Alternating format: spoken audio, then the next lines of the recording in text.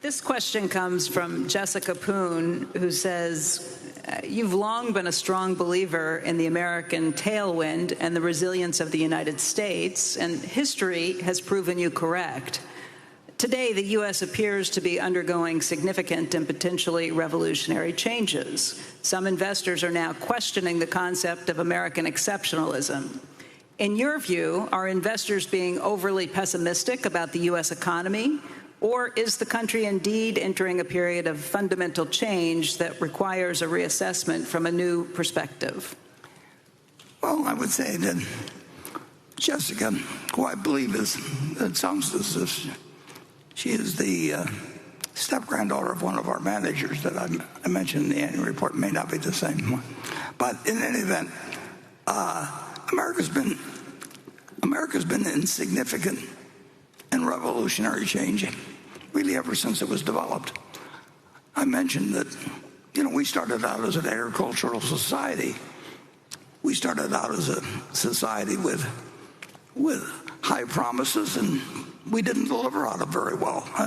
We said all men were created equal, and then we wrote a constitution that said blacks get counted as 3/5, and in Article 2 you'll find male pronouns used 20 times and no female pronouns used. So, it took till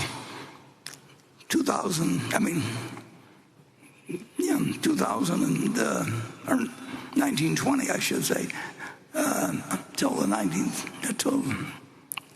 Amendment was passed, saying, oh yeah, we promised the women this back in 1776, and now we'll do something about it. And then we didn't do something about it for a long time. So we're always in the process of change.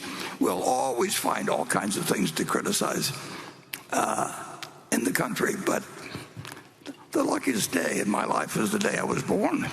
Because I was born in the United States, and at the time, about 3% of all the births in the world were taking place in the United States.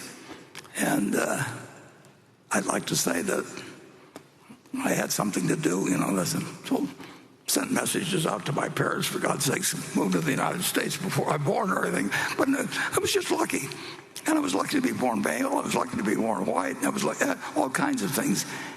But if you don't think the United States has changed since I was born in 1930, we've gone through all kinds of things.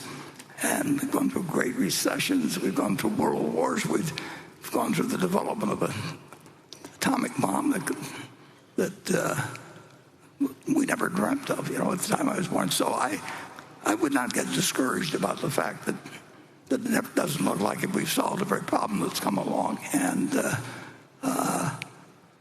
if I were being born today,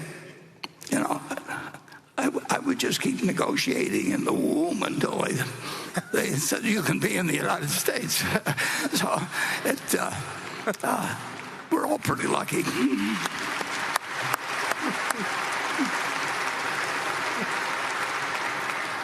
Do you want to give any? We've got two non-United States guys here just to get the other side. So. Who now live in the U.S.